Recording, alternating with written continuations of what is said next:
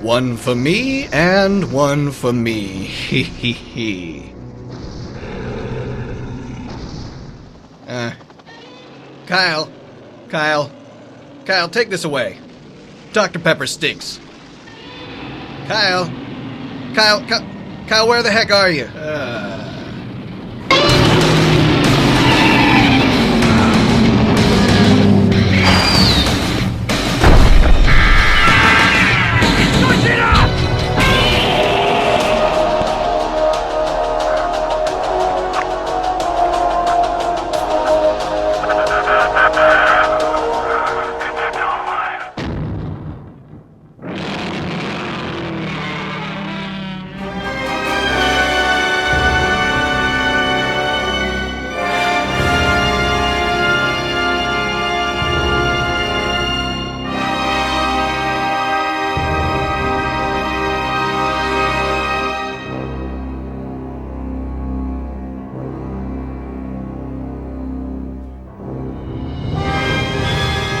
Hello everyone and welcome to the Monster Report. Nick Adam Poling here. Monster Report's a show highlighting those entertaining creatures of film history. We've got another Kaiju discussion episode here, and I am here with the Kaiju discussion man, Kyle Yount from the Kaiju Cast. Welcome, Kyle.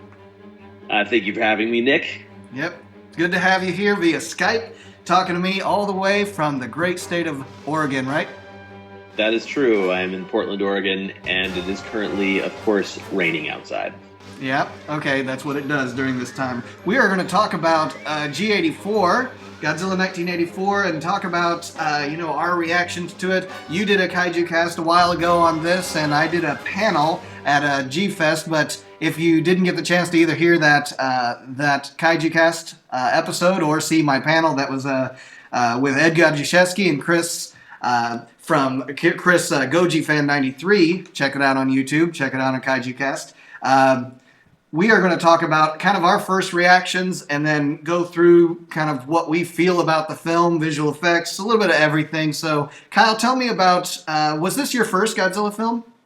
This absolutely was my first Godzilla film.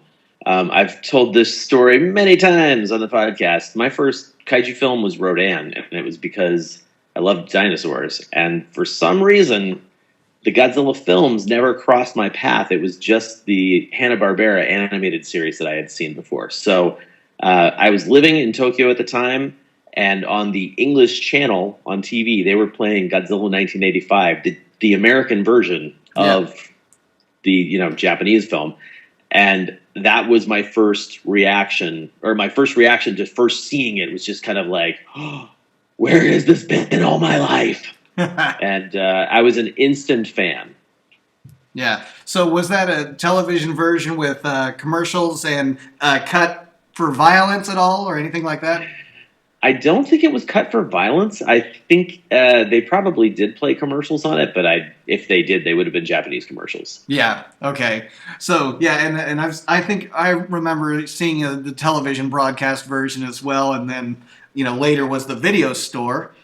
Because that's all, we grew up during that time when we'd find, something in the video store or Blockbuster and pick up the VHS off the shelf and, watch it over and over again until the tape wore out. Yep. Many times. This was definitely my first as well, and I've said this story about the tape that was in that video store. I probably rented it so many times I practically bought it. But it was the one that, it kept referring back to this older Godzilla film, this original Godzilla that was out there that, they had a little clip of in black and white.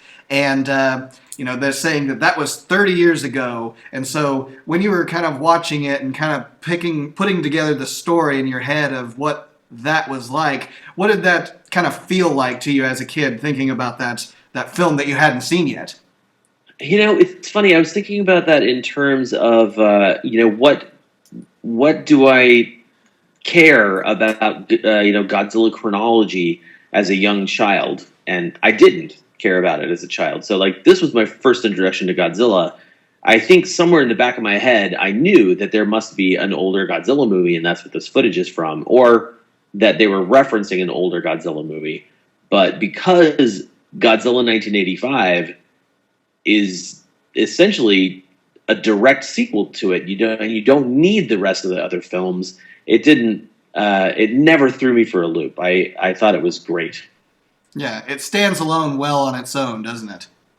Oh yeah. In fact, I didn't see a Godzilla movie for a really long time after that. That was the one I sustained my high school year. I fed off of it basically. Its energy went directly into me, much like the nuclear energy that Godzilla would absorb from a reactor. And here's Kyle just absorbing in Godzilla as much as he can. He's growing stronger from it. From that one film. Yeah. And then when the internet happened, that's when everything else blew up for me. Yeah, and finding out that after 85 there was these films being made in Japan that, I don't know if you were living during that time, the rest of the Heisei series, but we couldn't get them in the United States for a very long time. Oh yeah, I was in Japan in like 1987. So the perfect time to not be aware of any Godzilla stuff being like shot or anything. Nothing was going on at all. Yeah. All I had was there were toy shops I could go to, and there might be some Godzilla stuff there. Yeah. Now, talking about as a kid, of course, the thing that sticks out in our mind is the visual effects. So, thinking way back, going back into 85, CGI was in very little of infancy of anything that was out there. So it's not like we had this really to compare with anything else. But tell me about what sticks out in your mind with the visual effects. I still think that the visual effects in Godzilla 1985 hold up really well. And when I was a kid, it was really perfect for me. Like I didn't need any other kind of fancier than we got special effects to make it believable. That suspension of disbelief has always been strong with me. So I think the special effects, specifically the stuff that involve Godzilla and the actual suit, are my favorite. But even the Cybot itself is pretty cool that they made that for the film. I don't think it doesn't hold up as well as I would like it to, the Cybot, but the rest of the effects, some of the stuff in that movie I think could just be as good as they could make it today with Suitmation in Japan. Yeah, and if that makes sense. No, you're right, because of the Suitmation, especially if you go to the 90s Gamera films and you see that Suitmation, you think about if they were to make, the 84 film, that tone, lighting, those miniatures, and it being, Godzilla and kind of going along with that, that just amazing style that they did for those films. But, if we didn't have 84 in a lot of ways, we probably wouldn't have had the 90s Gamera films. I don't know that for a fact, but in a lot of ways I see, a lot of correlation of taking the monsters seriously again, where there was a lot of camp comedy. Now let's take them seriously. Sure, yeah, I could see that.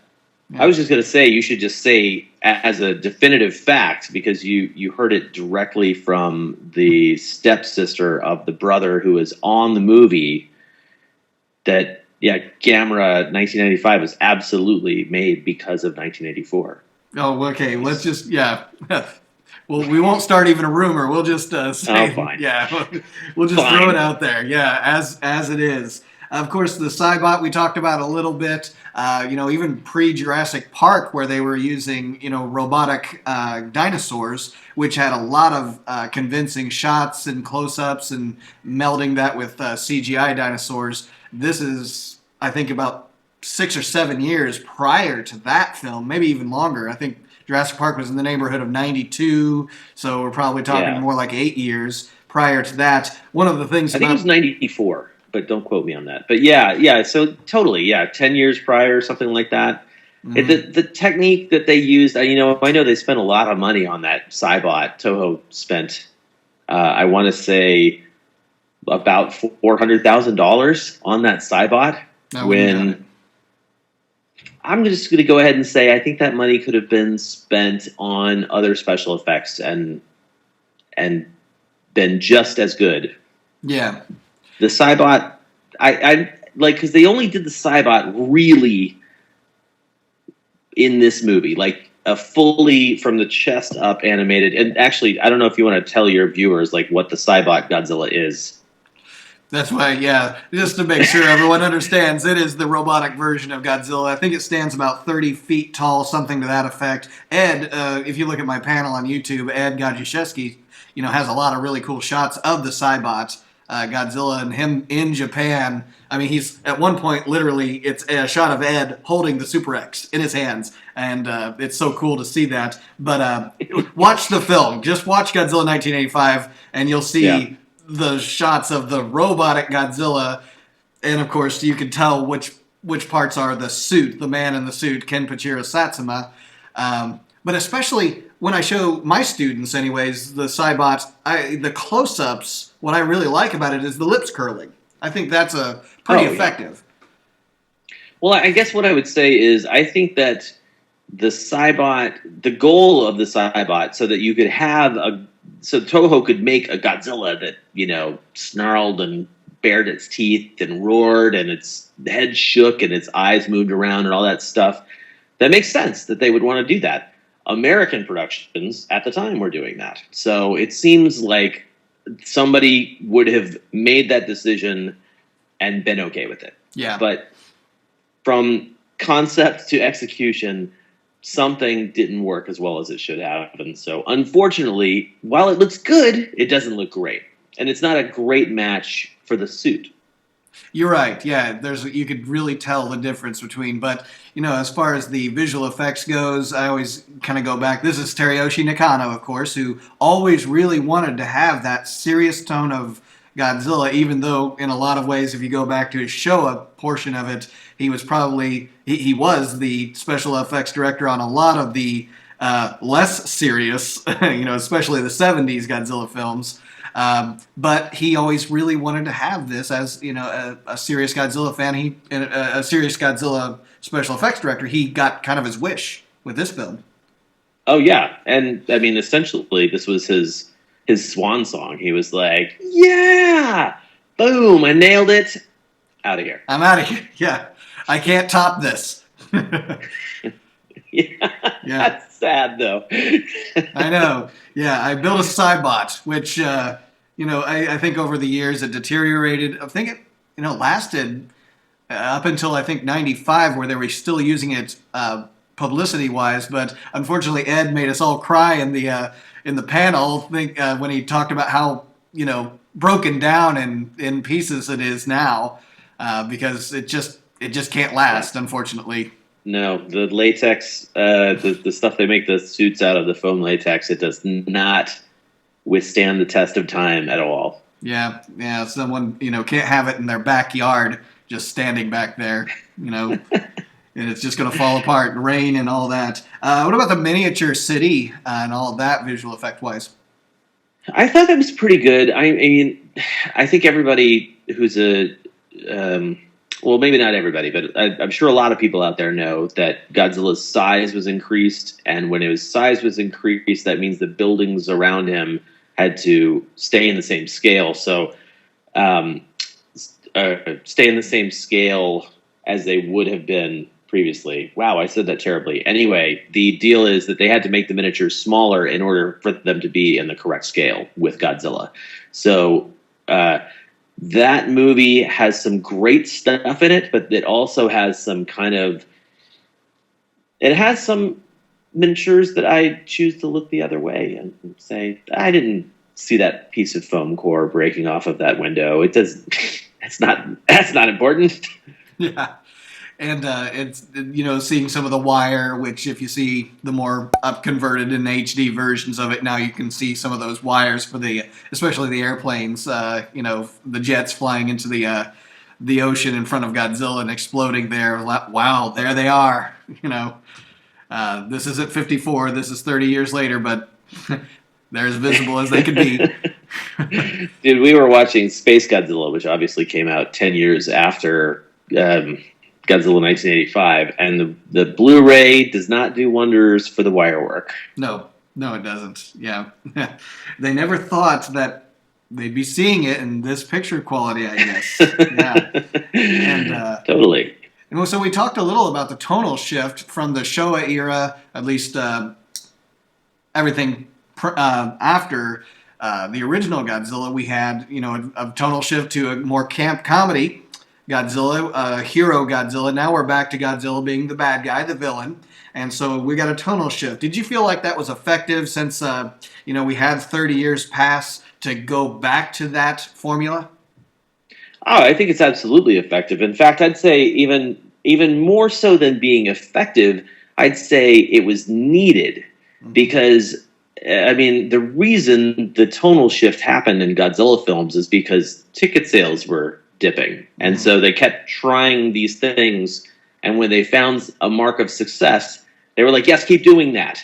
Keep doing that. So, for example, in Ghidorah the Three-Headed Monster, he became a hero.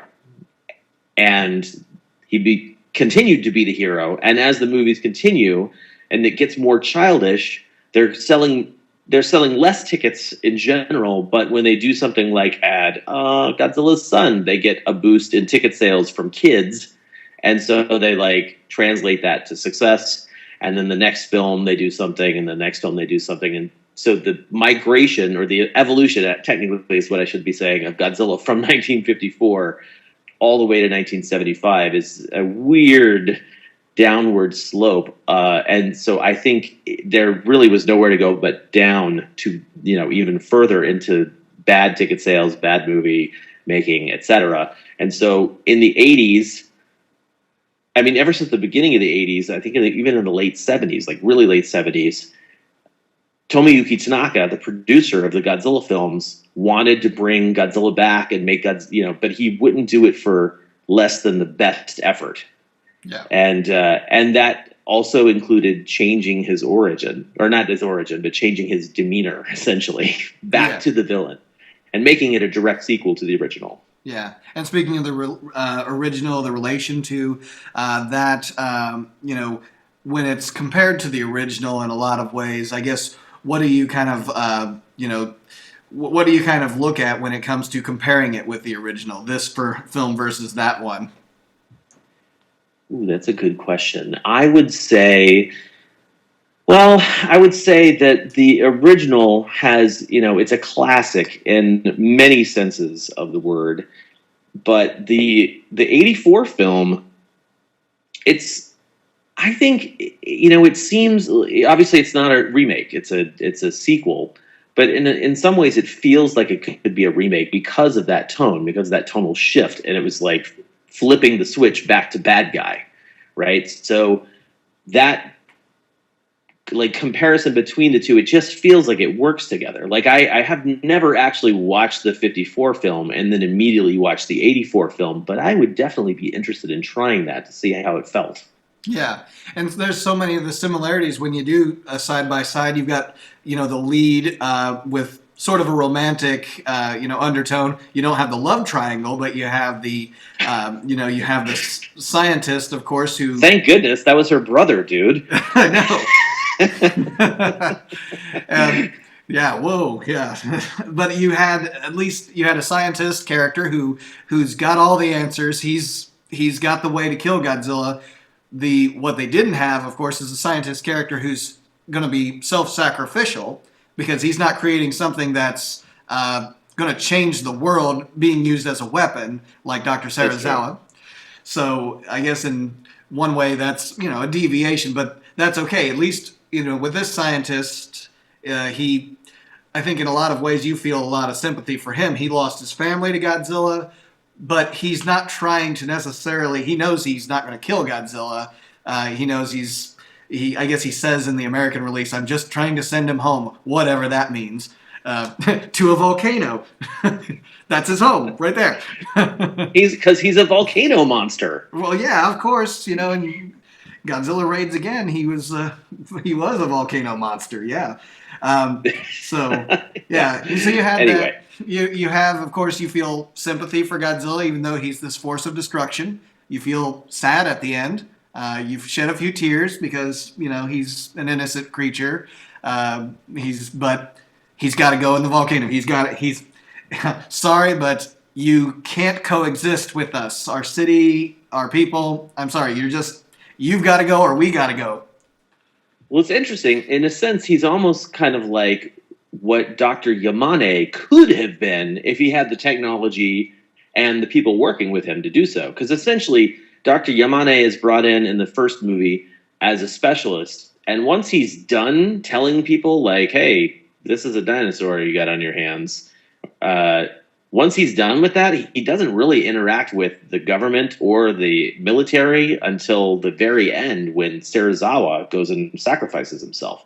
So, in a sense, if I've already said that a million times, Yosuke Natsuke's character, Dr.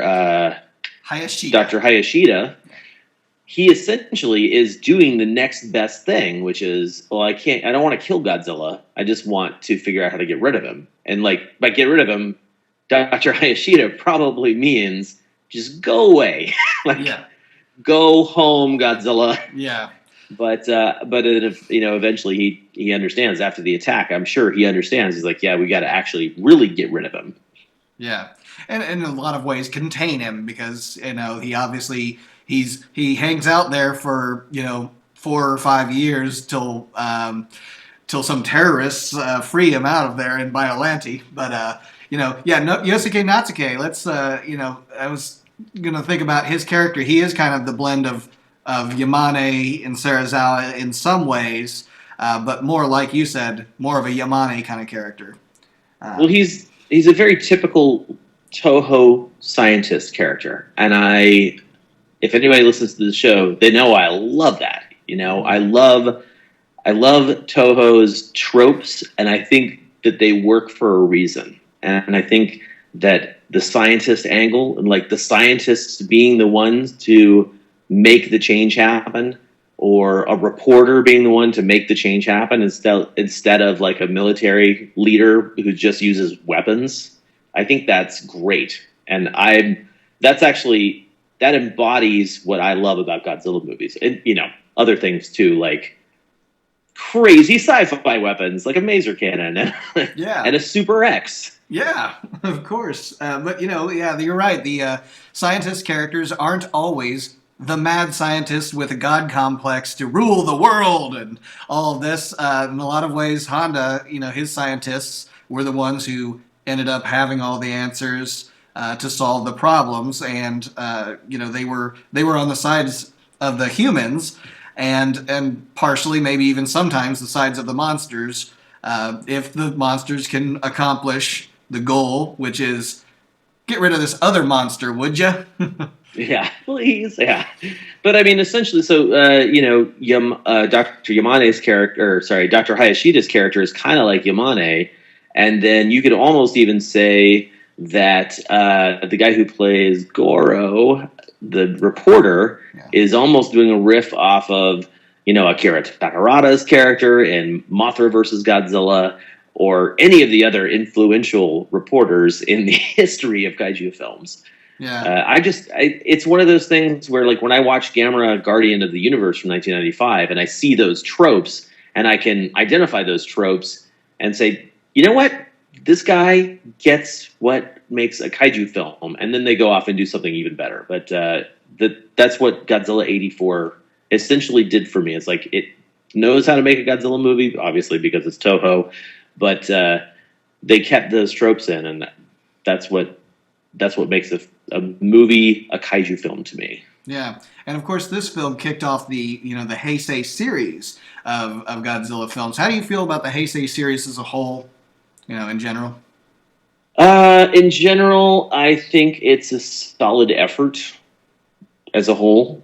But, and while I love certain elements, about some of the films, overall, I feel like the Heisei movies don't hold up as well as I would like them to. I found, when I was a younger fan, I loved the Heisei films because they had the updated special effects. Right. And because the Showa era didn't have those effects, I didn't care for it as much. But as I've grown and matured as a fan, I've learned to appreciate the full spectrum of those Showa era films. And the Heisei era films maybe I haven't come around to the appreciation of those yet, but I like them and I will watch them over and over again. But chances are I wouldn't reach for a Heisei film before I reach for a Showa film. Yeah, and I think I agree. It depends on your starting point in a lot of ways, and how well the films age for you, and where my starting point which was this one, but as it went along, I didn't know the order, so the next film was Gigan because it was also in the rental store, and then Mechagodzilla right next to it in the sci-fi section. So I kind of started with the Showa era because that was available to me.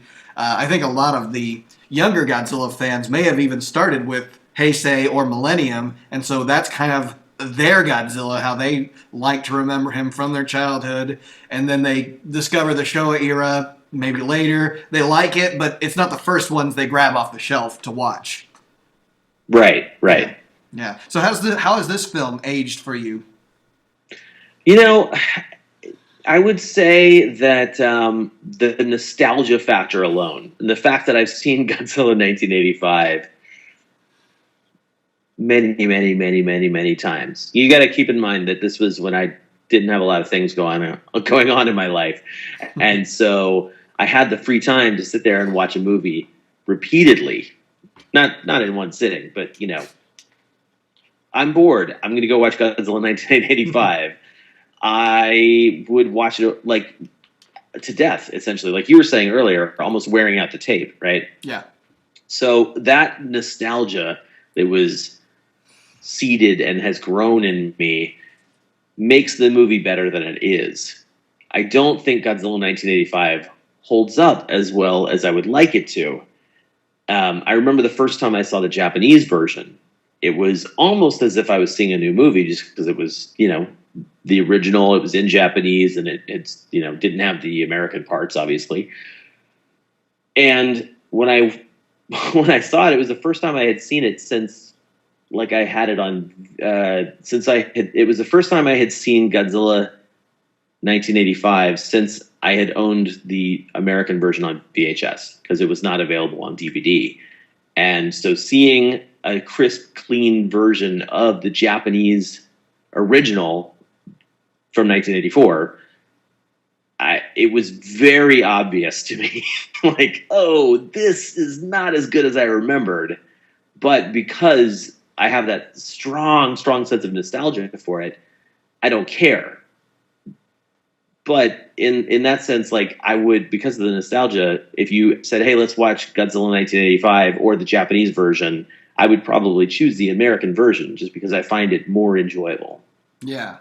And when you watch that other one, I had the same reaction. This is almost a different film. I kind of think of the characters a little different. Like Goro Maki, the reporter character, I kind of look at him differently now because in that Japanese version, you realize that, at least at the beginning, that he was a little exploitative of the situation that he was put in, the secrets that were revealed to him, to get the cool story, to be the first on the scene with the report for his newspaper. And hey, somebody's got to be shrewd to get that story. Yeah, that's not what you got in the other report, as far as the other reporters in the Showa series. But I look at him a little differently now. That was cut from the American release. How about all of that Cold War stuff that was different from the American to Japanese version? That was bizarre to see as an adult because it was just something that I accepted as a kid. And I, like any other thing I watched, I didn't really put too much thought into it. And then seeing it in the original Japanese version, I was like, he's trying to stop the missile. What is going on? Yeah, that finger reaching for that button. New World, or they did. These guys. Yeah, they did that. That was someone else. That could have been my finger pushing that button. He valiantly died trying to stop the missile. Yeah. And that was eye-opening. and of course, the Americans fire their missile off to destroy the Soviet missile, which at least that part was consistent, but it almost looks like the Japanese are kind of begging the superior military of the Americans to please shoot it down. Right, and isn't there even like a call, like, let me check with the president to see if it's okay if we save your lives? Right, yeah. I don't remember exactly. I just remember after I saw the Japanese version, I remember being like, wow, this totally works better without the, just that portion of it. It like works better without the American involvement. Yeah. And I especially like in the Japanese version where they talk about the principles idea that, here's, our ambassador, the United States ambassador, the Soviet ambassador saying, nuke Godzilla. Why don't you let us nuke Godzilla? We're in agreement over this. Japanese Prime Minister, why aren't you?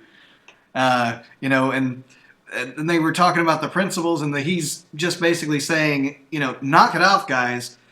This is the time to talk about principles because they're at stake. Yeah, for sure. That conversation in the American version wasn't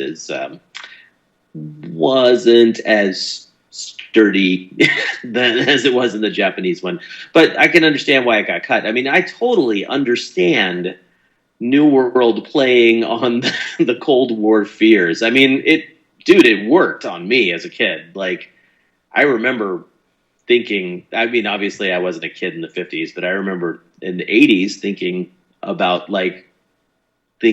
Russia being some crazy, horrible place to live, and that they didn't like us and that they wanted to nuke us.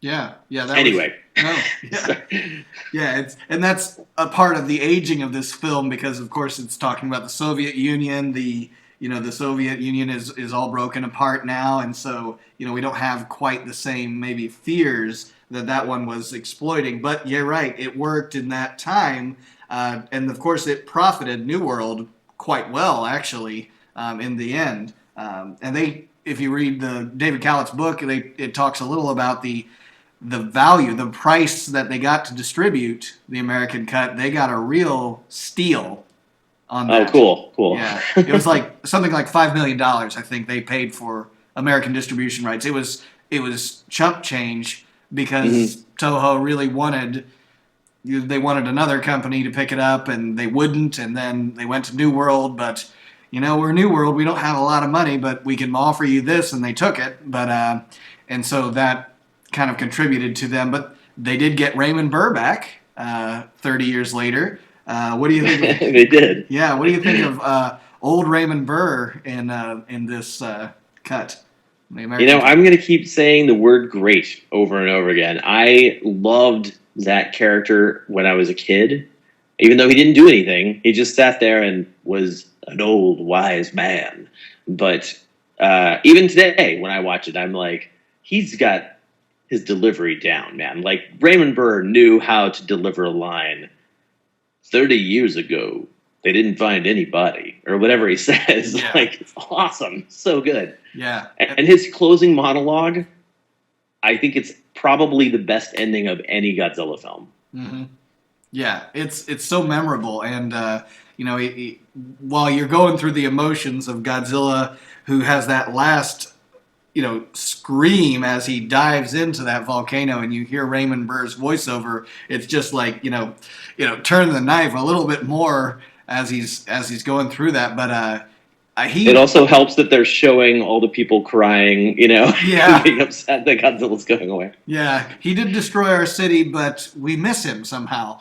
But yeah, he came into that taking it very seriously, and that New World was going to kind of make it on the their American scenes with the at the Pentagon kind of more comedic, and then when Raymond Burr came in, they said, okay, we've got someone who's wanting to take it seriously. They kind of switched things over and said, let's see if we can take it a little bit more seriously, and then throw Dr. Pepper, shamelessly in there to sell it, and they did, obviously, plenty, label out so everyone can see it.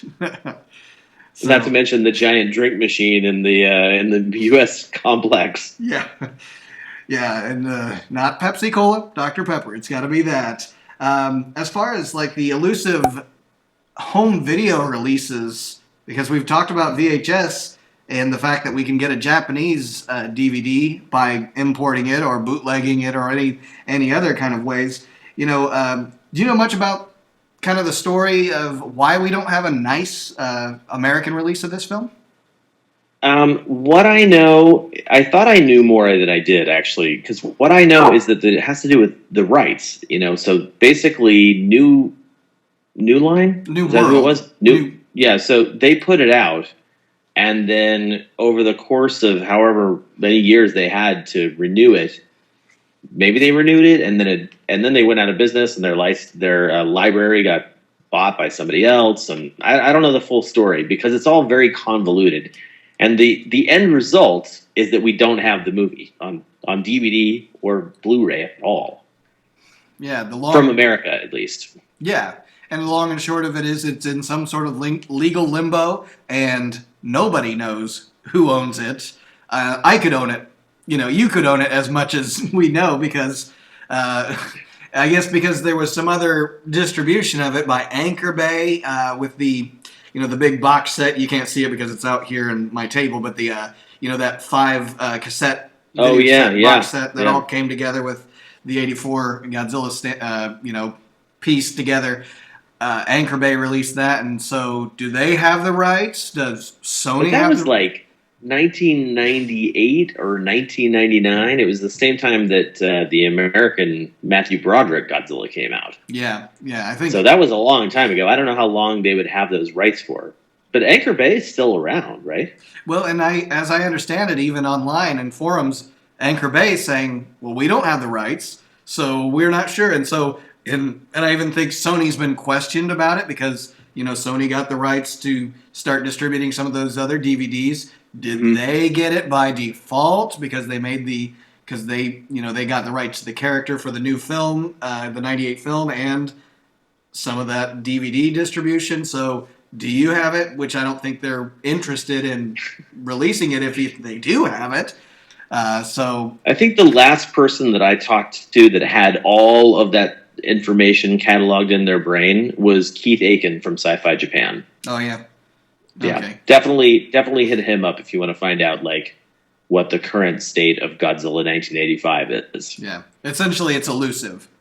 Yeah, for sure. Yeah, it's so if you want this out there, you have to get end up with a lot of bootlegs, and the Japanese they have that Japanese Blu-ray, of course, without English subtitling and without English dubbing. Have you seen the international release of this film?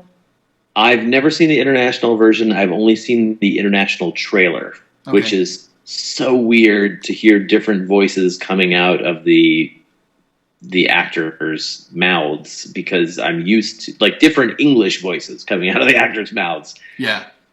I know that's a little weird, but it made sense in my head. Well, it's not the version we grew up with, so it is very weird. Yeah. And so if you were to fill in the blank for somebody who hasn't seen this film or may have seen some Godzilla films, fill in the blank. This is the Godzilla film where what happens?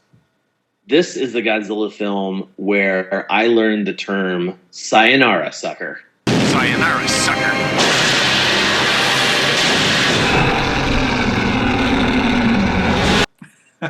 Very good. From the American, translator that, said, I think that's a good line for him. Yeah. I thought it was great when I was a kid. Yeah, absolutely. Yeah. So as far as the Kaiju Cast, that was, great conversation on 84. We're going to switch things over to give you some plug for the Kaiju Cast. Tell us, of course, out there, if our viewers haven't had the chance to subscribe and all of that, how can they get a hold of the Kaiju Cast? Sure. Well, for the past 7 years, I have been podcasting about Godzilla movies. The Kaiju Cast can be found at kaijucast.com. We do 2+ issues, not an issue, 2+ episodes every month. And one of which is a Daikaiju discussion where we watch a film and then we talk about it. And we get the listeners to submit their homework, and their homework is their own reviews. It's a lot of fun, and we've been, like I said, doing it for 7 years. And because of the Kaiju Cast and because I've been doing it for so long and because this is my passion. Last year, I finished a documentary called "Hail to the King: 60 Years of Destruction," in which I kickstarted it, and I went to Japan and basically shot this documentary about Godzilla, and then came back to the States and edited it together with my producer and editor, Martin Vavra. And it is online for free. You can watch it on YouTube, and we are submitting it to film festivals. In addition to that, we got nominated for both the Kaiju Cast and Hail to the King, actually. We're both nominated for Rondo Hatton Classic Horror Awards, and the Kaiju Cast was nominated in the Best Multimedia Site category, and the documentary was nominated in Best Documentary. Very awesome. So the Rondo nomination that you got for that, what I'd encourage people that are watching this is to, since you're on YouTube already, go ahead and find the Kaiju Cast out there and check out Hail to the King. It's an amazing documentary. Interviews with Akira Takarada. You had, I'm trying to remember, you tell me. Here, we had Akira Takarada, Yoshio Tsuchiya, Akira Kubo, Yukiko Kobayashi, Shinpei Hayashiya. We also spoke with Japanese bands, and we also spoke with Brandon Garza, who has a toy collecting YouTube channel. Okay, yeah, a lot of great interviews, seeing some sites that, of course, you'll find in some of the Godzilla films. I remember Tokyo Tower, of course, downtown Tokyo, where you can see, the buildings. Well, Godzilla smashed that one. He ran into this one. He breathed fire on that one. Mothra built her cocoon there, and it's just very cool to see all of that still standing. Yep, still standing. Yeah. So I definitely encourage people to check that out. Any other plans coming up for the Kaiju Cast that people can look forward to? Well, we are launching something this month. It's the first time we've ever done it. It should be very interesting. Hopefully it'll be a lot of fun and end up being a recurring thing year after year. We are doing a segment called Monster March Madness, where it's essentially like the basketball bracket system, but instead of basketball teams, it's kaiju. And so we're going to have special episodes we record where we go through the bracket system and see who won, and listeners can get involved. So we have all that stuff up at kaijucast.com /March Madness. All right. So look forward to that. Check out kaijucast.com. Check you out on Facebook, Twitter, anything else, YouTube, of course. Oh, my God. Facebook, Twitter, Tumblr, Instagram, YouTube. I'm even on Snapchat. I feel like the oldest person on Snapchat. Well, and of course, those are great places that you can see the updates on what's happening with Kaiju Cast. Of course, if you are fans out there that attend G-Fest, Kyle's usually there. He's always there, of course. So you're going to catch him at some panels, get to meet him in person, and that's going to be awesome, too. Yeah, I will be at Monster Mania in Cherry Hill, New Jersey on the weekend of March 12th. I will be at Emerald City Comic Con, but just for one night in Seattle, the night of April 8th. And then I will be at Monster Palooza in Los Angeles the weekend of April 23rd. Okay. Hosting any panels at those? No, but with the exception of Emerald City Comic Con, the other two conventions, those are both monster related. I'm going there specifically to interview some of the guests. Okay, yeah, but those are definitely something to look forward to and check out. And of course, all the different links that you sent us, and look forward to March Madness. And good luck on your Rondo. Even being nominated is pretty well an honor, isn't it? It's awesome to be nominated. I'm not kidding. It's amazing that someone would even put that down. So I'm very, very happy that we got nominated. All right. Thank you so much, Kyle, for being on this show and giving us your time and some of your thoughts. And we look forward to hearing more from the Kaiju Cast.